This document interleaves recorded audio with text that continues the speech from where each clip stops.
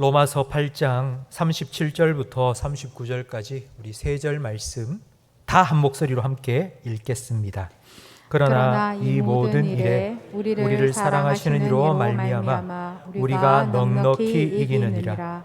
내가 확신하노니 사망이나 생명이나 천사들이나 권세자들이나 현재일이나 장래일이나 능력이나 높음이나 깊음이나 다른 어떤 피조물이라도 우리를 우리 주 그리스도 예수 안에 있는 하나님의 사랑에서 끊을 수 없으리라. 아멘. 파스칼은 우리 사람을 생각하는 갈대라고 표현했습니다.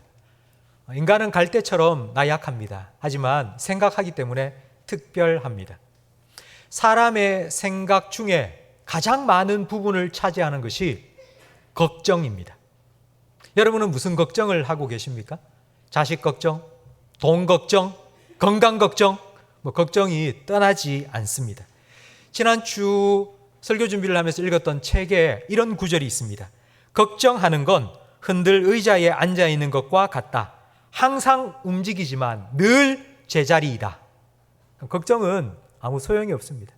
걱정해서 우리 인생에 뭔가 변화가 된다면 밤새도록 걱정해야죠. 그러나 걱정한다고 달라지는 것은 아무것도 없습니다. 걱정을 끊어내지 않으면 걱정이 꼬리에 꼬리를 물고 계속하여 우리 마음속에 가득 채워집니다. 걱정으로 가득 채워진 상태가 두려움입니다. 걱정이 두려움으로 커지는 과정 속에 반드시 우리가 가지는 생각 두 가지가 있습니다. 이 일이 갑자기 나에게 다가올 거야. 갑자기 이런 문제가 나에게 찾아올 거야 라는 생각이고요. 또 하나는 그렇게 찾아오면 내 힘으로는 도저히 감당할 수 없을 것이라는 생각입니다.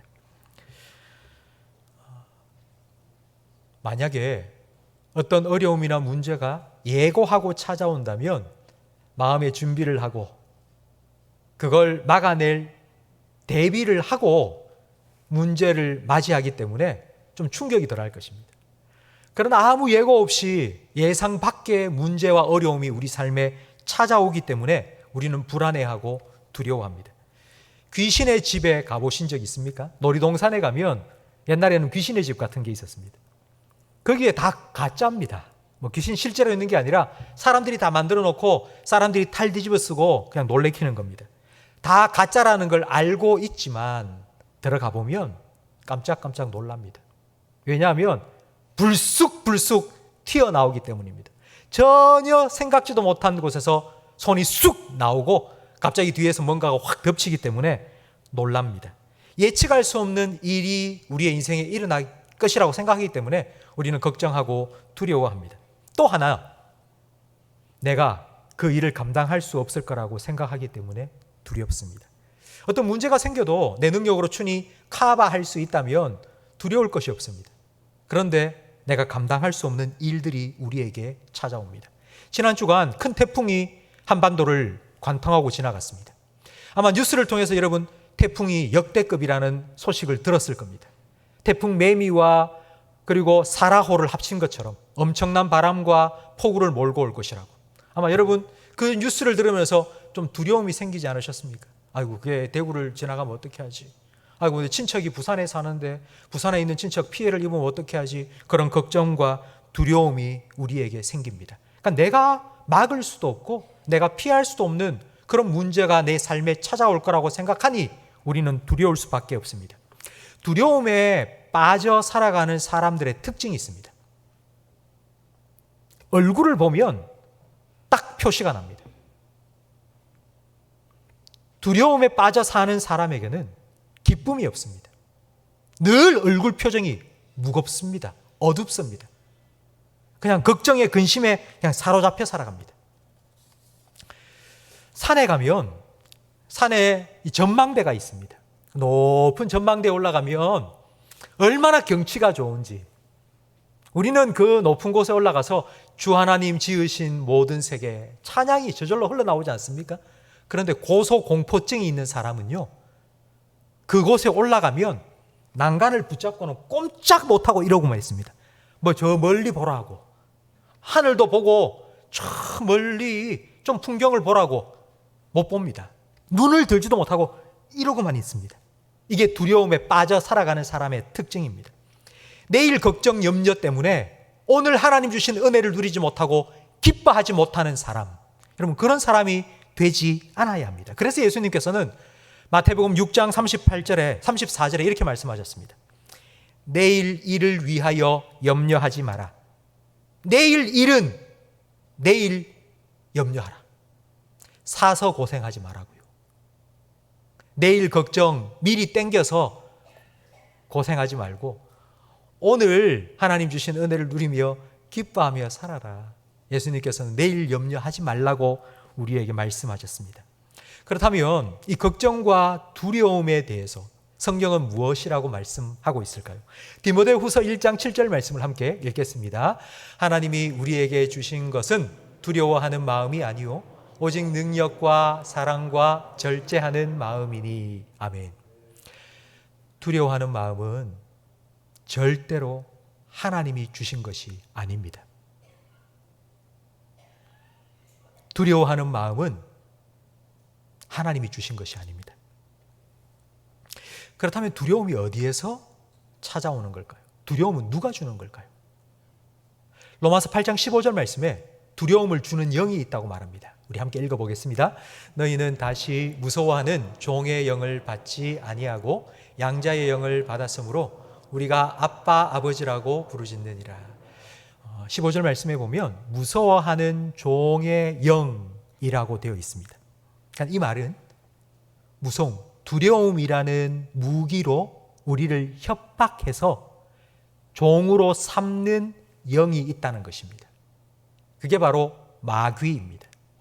두려움은 하나님이 주시는 것이 아니라 마귀가 우리에게 넣어주는 감정입니다. 전화가 걸려왔습니다. 혹시 여러분 이런 전화 받아보신 적 있으세요? 서울검찰청입니다. 수사관 박모모입니다. 혹시 지웅재 선생님이십니까? 예, 맞습니다. 지금부터 하는 말 잘 들으세요. 선생님 이름으로 대포통장이 여러 개 지금 발급이 되어서 범죄 조직에 사용되고 있습니다. 수사에 협조해 주시기 바랍니다.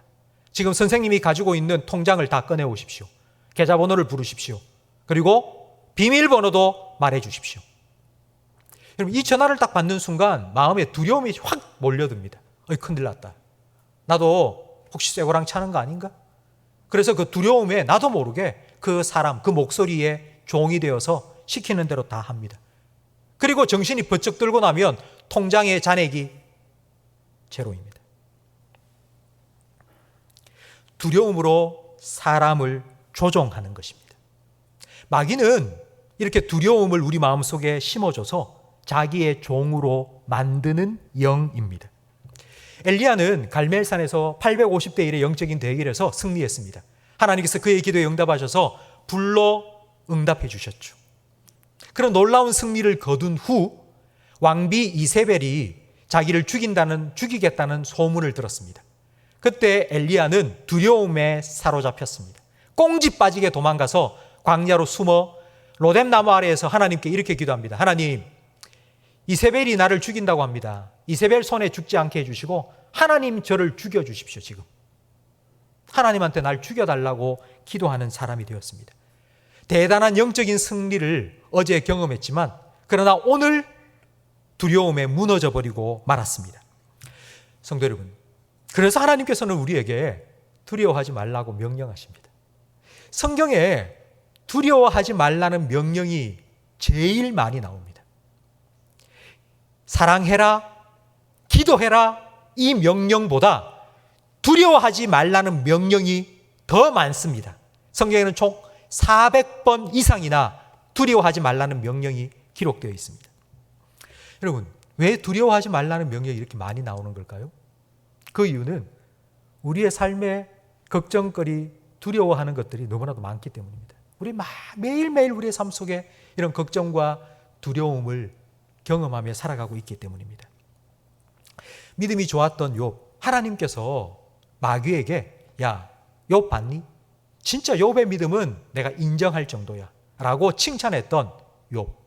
믿음이 참 좋았던 욥도 두려움과 무서움에 빠져 살았던 적이 있었습니다. 욥기 3장 25절 말씀을 화면을 보면서 함께 읽어보겠습니다. 내가 두려워하는 그것이 내게 임하고 내가 무서워하는 그것이 내 몸에 미쳤구나. 욥이 당한 고난을 여러분 다 아십니다. 하루아침에 10명의 자녀가 다 죽었습니다. 재산이 다 사라져버렸습니다. 몸에는 병이 생겼습니다. 그런데 그런 고통을 겪으면서 욥이 하는 말이 내가 두려워하는 그것이 내게 임했다고 말합니다. 그렇게 믿음 좋은 욥도 이런 생각을 한 겁니다. 우리 자녀가 혹시 큰일을 겪으면 어떻게 하지? 우리 자녀에게 안 좋은 일이 생기면 어떻게 하지? 그것 때문에 두려워했다고요. 내 가진 재산이 다 사라져버리면 어떻게 되지? 그걸 무서워했다고요. 내 몸에 병이 덜컥 나면 어떻게 하지? 라고 두려워했다고요. 욥도 그런 두려움을 가지고 살았다는 것입니다. 여러분, 왜 욥과 같은 믿음의 사람도 이런 두려움을 가지게 된 걸까요? 세상에 이와 같은 일들이 늘 일어나고 있습니다. 나에게 그런 일이 일어나지 않는다 할지라도 내 주변에 그런 일이 계속 일어나고 있는 것을 보기 때문입니다. 뉴스를 보십시오. 텔레비전 방송을 보십시오. 들려오는 소식들마다 안 좋은 소식들 아닙니까? 이런 사고가 생겼고, 이런 문제가 생겼고, 우크라이나에 전쟁이 터져서 오늘도 수천 명이 죽었고, 어디에 태풍이 일어나고 어디에 쓰나미가 일어나서 또 수십만 명이 이재민이 되었고, 이런 뉴스를 우리는 계속 듣고 살아가고 있습니다. 코로나가 확산되고 있고, 전쟁이 일어나고 있고, 어디에 지진이 발생해서 수백 명이 지금 매몰되어 있다고 하고, 태풍이 발생했다고 뉴스를 들으며 우리는 살고 있습니다. 그런 뉴스를 들을 때마다 저게 나한테 일어나지 않을까? 저런 일이 우리에게도 일어나지 않을까? 이런 마음이 우리에게 생기지 않습니까? 저는 생로병사의 비밀이라는 텔레비전 프로그램을 잘 봅니다. 명의도 좋아합니다. 그런 건강방송을 보다 보면 제 마음속에 덜컥덜컥 걱정이 생깁니다. 저건 내 이야기인데. 나도 저런 증상이 있는데. 이런 생각이 들면서 괜히 걱정이 되기 시작합니다. 버스를 타고 가는데 어떤 아주머니 2명이 타셨습니다. 근데 아주머니 한 분이 이렇게 얘기하는 겁니다. 내가 요즘 목이 안 좋아서 병원에 갔는데 의사 선생님이 아무리 진찰해도 왜 그런지 이유를 잘 모르겠습니다. 그러면서 후두암이 목에 발생한 경우에 원인 모를 통증이 목에 있습니다. 그래서 후두암인지 아닌지 알기 위해서는 턱을 자기 가슴에 딱 대어보면 안 닿으면은 후두암일 가능성이 많다는 겁니다. 그런데 버스에 타고 있는 사람들이 전부 다 이러고 보고 있더랍니다. 여러분, 제가 이 이야기를 책에 읽으면서 이런 생각이 들었습니다. 아는 게 병이구나, 진짜. 모르는 게 약이구나. 차라리 좀 모르면, 그런 소식을 안 듣고 안 보고 살면 훨씬 더 편안하게 살 수 있을 텐데, 하도 주변에 이런저런 이야기들을 듣고 사니 마음이 불안하고 두려울 수밖에 없습니다. 성도 여러분, 걱정을 시작하면 한도 끝도 없습니다. 세상의 모든 것이 다 걱정거리입니다. 그래서 하나님께서는 우리에게 말씀하십니다. 너희 염려를 하나님께 맡겨라. 그리고 두려워하지 마라. 두려워하지 마라. 하나님께서 명령하셨습니다. 하나님께서는 우리가 두려움에 사로잡혀 하나님 주신 은혜를 누리지 못하고 기쁨을 잃어버리고 슬픔과 근심 속에 빠져 살아가는 걸 원치 않으십니다. 그래서 하나님께서는 두려워하지 마라 명령하셨습니다. 제가 한 가지 문제를 내겠습니다. 믿음의 반대말이 무엇입니까? 제가 1부 예배 때도 이 질문을 똑같이 드렸거든요. 그러니까 바로 대답을 탁 하시더라고요. 믿음의 반대는 불신. 그러니까 믿음의 반대니까 안 믿는 거. 그게 불신이라고 대답을 하셨습니다. 예, 맞습니다. 근데 제가 다른 질문을 드려보겠습니다. 소년의 반대말은 무엇입니까? 노년 아닙니까? 소년의 반대말은 노년 아닙니까? 그런데 여러분은 소녀라고 대답하셨습니다. 다시 제가 질문을 드리겠습니다. 믿음의 반대말은 무엇입니까? 불신도 맞지만 믿음의 반대말은 두려움입니다. 두려움도 믿음입니다. 그런데 잘못된 믿음입니다. 두려움은 내가 걱정하고 있는 이 일이 나에게 생길 거라고 믿는 믿음입니다. 가짜 믿음이 우리 마음속에 스며들어오면 진짜 믿음은 점점점 사라집니다. 진짜 믿음이 우리 마음속에 가득 채워질 때에 가짜 믿음은 줄어듭니다. 그래서 하나님께서는 두려워하지 마라 명령하실 뿐만 아니라 내가 너와 함께 있겠다고 약속해 주셨습니다. 하나님이 나와 함께 하신다는 믿음을 가질 때에 우리는 두려움을 이겨낼 수 있습니다. 로마서 8장 32절 말씀에 하나님은 이런 하나님이라고 우리에게 가르쳐 줍니다. 자기 아들을 아끼지 아니하고 우리를 위하여 내어주신 하나님. 하나님께서 여러분을 얼마나 사랑하시는지 자기의 아들을 아낌없이 십자가에 내어주셨습니다. 아들까지 내어주신 하나님이 여러분을 위하여서 못해줄 게 어디 있겠습니까? 그 하나님께서 여러분과 함께 하시며 여러분의 삶을 지키시고 여러분의 삶을 보호하시고 여러분의 삶을 인도하여 주실 것이라는 사실을 믿으시기 바랍니다. 하나님께서 여러분에게 약속해 주신 것, 하나님께서 반드시 지키실 것을 믿으시기 바랍니다. 우리가 이 하나님을 믿을 때에 우리는 능히 이길 수 있습니다. 오늘 본문 말씀을 보십시오. 37절 말씀에 그러나 이 모든 일에 우리를 사랑하시는 이로 말미암아 우리가 넉넉히 이기느니라. 아멘.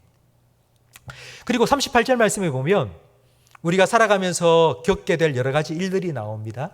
사망이나 생명이나 현재 일이나 장래 일이나 높음이나 깊음이나 우리에게 이런 일이 있을 겁니다. 하나님을 믿고 살아가는 여러분의 삶 속에도 이와 같은 일이 있을 겁니다. 살고 죽는 일, 그리고 앞날을 예측하지 못해서 걱정하고 두려워하는 일들도 있을 거고요. 그리고 높아질 때도 있고 낮아질 때도 있고 성공할 때도 있고 실패할 때도 있고 아마 이런 일이 우리 삶 속에 생길 겁니다. 그러나 여러분, 그 순간에도 하나님께서 여러분과 함께 하실 것입니다. 우리는 이 믿음으로 두려움을 넉넉히 이깁니다. 에베소서 6장에 하나님의 전신갑주를 취하여 입으라고 말씀하십니다. 그런데 그 전신갑주 중에는 멀리서 마귀가 쏘아대는 화살을 막는 무기가 있습니다. 그게 방패입니다. 그런데 그냥 방패가 아니고요. 그 앞에 수식어가 붙어 있는데 무엇의 방패? 믿음의 방패입니다. 마귀가 걱정을, 그 일이 실제로 내게 지금 일어난 것이 아닙니다. 그런데 멀리서 화살을 쏘고 있습니다. 걱정이라는 화살을, 불화살을 쏘고 있습니다. 그 불화살이, 걱정이라는 불화살이 내 심장에 박히지 않도록 방패를 들어라. 그리고 막아라. 라고 우리에게 말씀하고 있습니다. 성도 여러분, 예상치 못한 일, 그리고 감당치 못할 일이 여러분의 삶에 일어난다 할지라도 하나님께서 그 순간에도 여러분과 함께 하심을 믿으시기 바랍니다. 믿음의 방패를 들고 마귀가 주는 걱정과 두려움을 넉넉히 막아내시고 이겨내시기를 주님의 이름으로 축원합니다. 하나님과 함께 할 때 두려움은 사라집니다. 하나님을 멀리 할 때에 두려움이 몰려옵니다. 혹시 여러분 지금 걱정이 있습니까? 혹시 여러분 마음속에 두려움이 있습니까? 그렇다면 여러분 먼저 점검해 보셔야 합니다. 지금 하나님하고 나하고는 얼마나 가까운가 아니면 멀어져 있는가? 하나님과 멀어지면 멀어질수록 두려움이 몰려옵니다. 성경에 최초로 기록된 두려움은 창세기 3장 10절 말씀에 나와 있습니다. 인간이 최초로 두려움을 느꼈을 그 순간이 언제인지 우리 창세기 3장 10절을 함께 읽어보겠습니다. 이르되 내가 동산에서 하나님의 소리를 듣고 내가 벗었으므로 두려워하여 숨었나이다. 아멘. 먹지 말라 한 선악과를 따먹고 범죄한 후 아담과 하와는 숨었습니다. 하나님을 보고는 하고 숨었습니다. 그전에는 에덴 동산에서 늘 하나님과 함께 살아왔습니다. 그랬던 아담과 하와가 죄를 지으며 하나님과 멀어졌습니다. 하나님과 멀어지자 그의 마음속에는 두려움이 찾아왔습니다.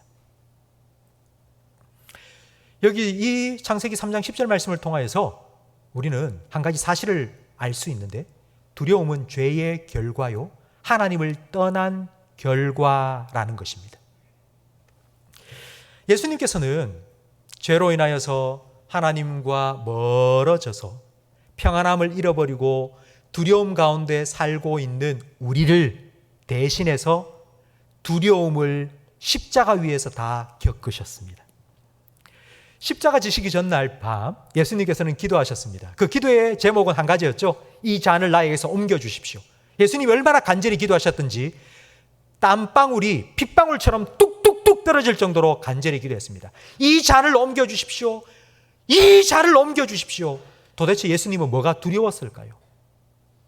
예수님은 도대체 뭐가 두려웠길래 제발 이 십자가, 이 잔을 나에게서 옮겨달라고 그렇게 간절히 기도하셨을까요?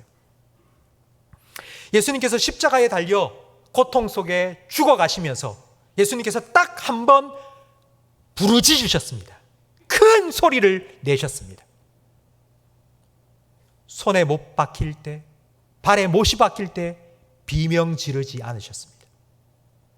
옆구리에 창이 푹 하고 들어올 때 울부짖지 않으셨습니다.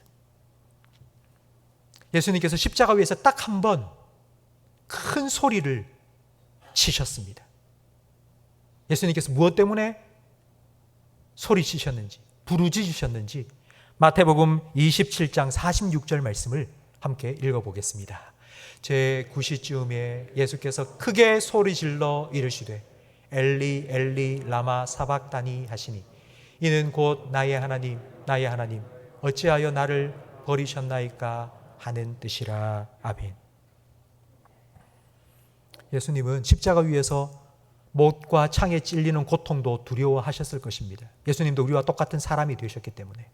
그러나 정말 예수님께서 두려워하셨던 것, 제발 이 잔을 나에게서 옮겨주십시오라고 핏방울이 땀방울처럼 흐르도록 기도하셨던 이유, 그 이유가 여기에 나와 있습니다.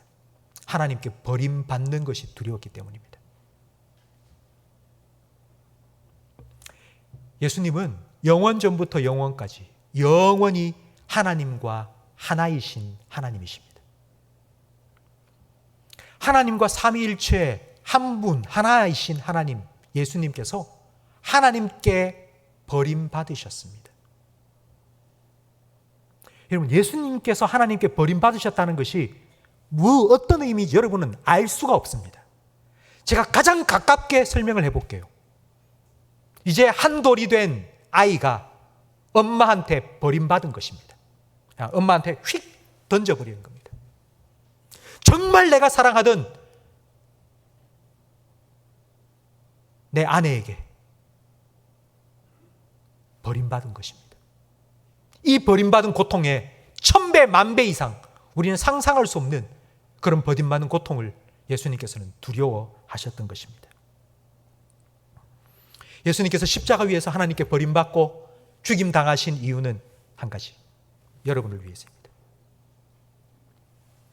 죄로 하나님을 떠나 무서워하는 종의 영에 사로잡혀서 매일매일 걱정하고 두려워하며 살아가는 우리를 구원해 주시기 위해서,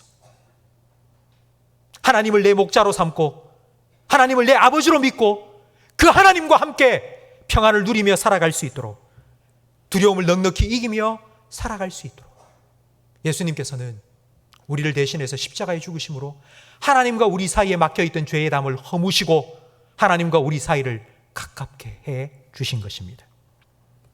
하나님을 믿고 살아가는 우리에게도 여전히 어려움과 문제가 찾아옵니다. 전혀 예상치 못했던, 그리고 내가 도저히 감당할 수 없을 것 같은 그런 문제들이 아마 여러분의 삶에 앞으로도 계속하여 찾아올 것입니다. 그러나 그때에도 하나님께서 여러분과 함께 하실 것입니다.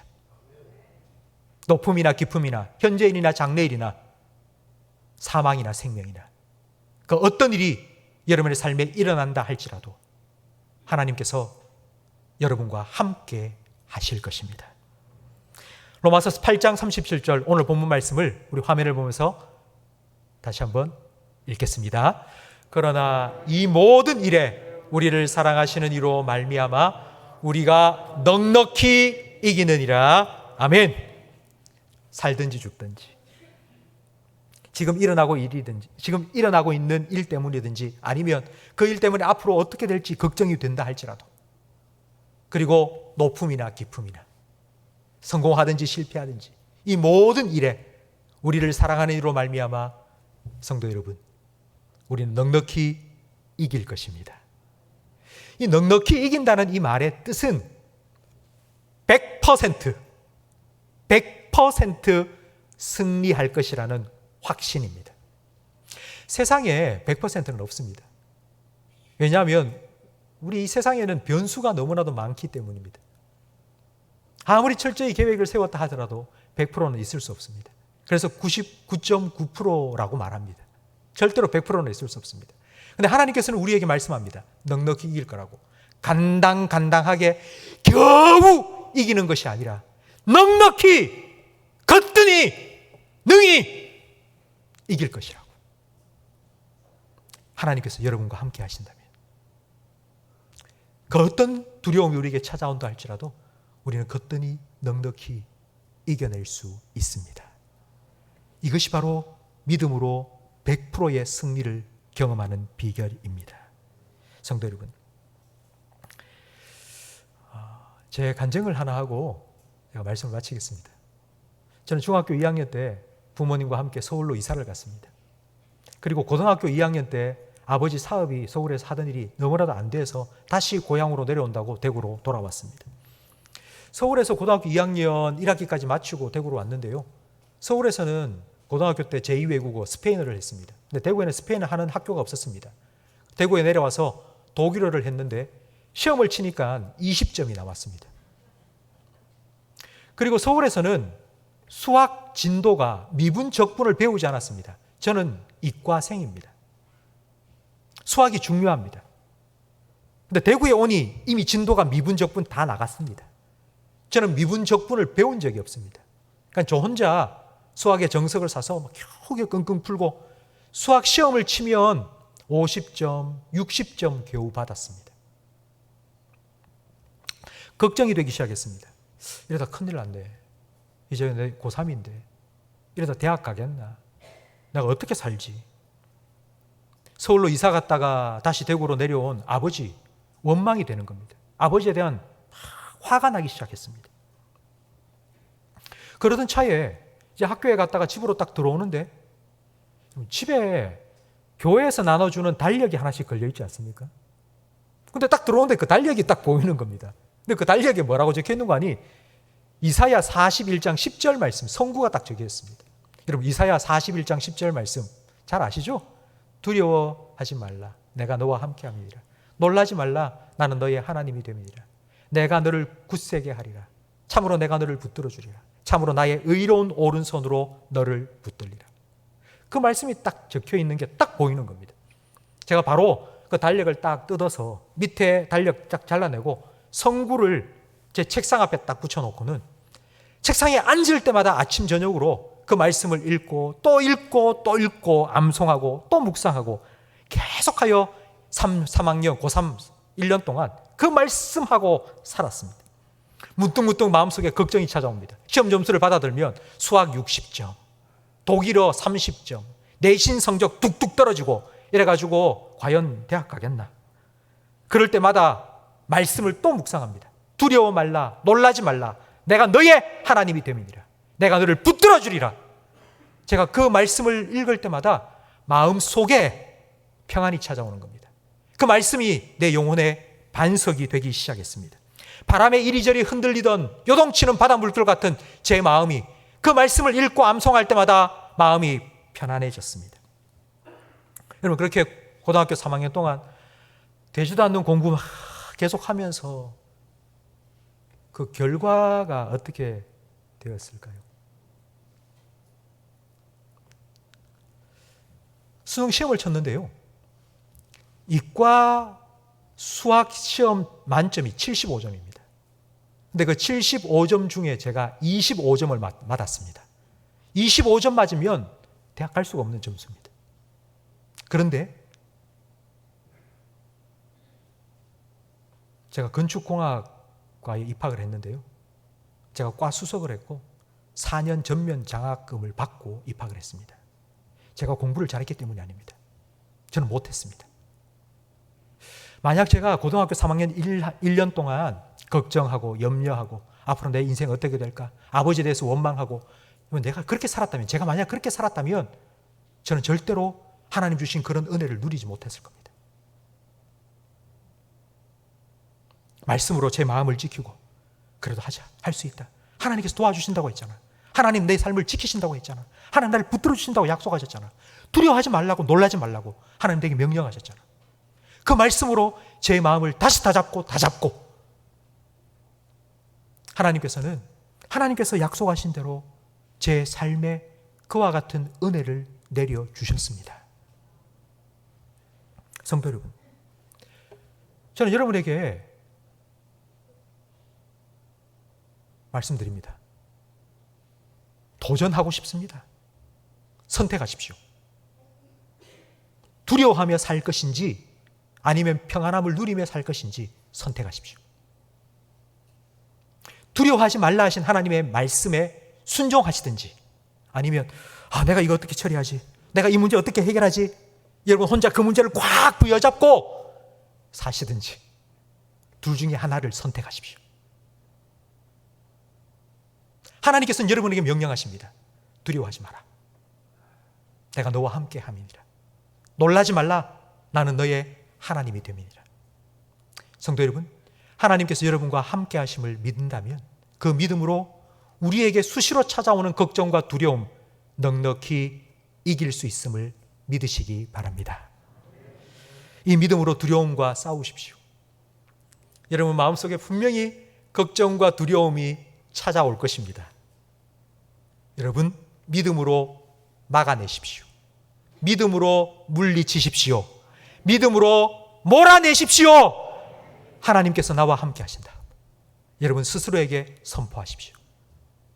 그 하나님을 믿는 믿음으로 넉넉히 이기시고 100% 승리의 확신을 가지고 살아가시는 저와 우리 모든 성도님이 되시기를 예수님 이름으로 축복합니다.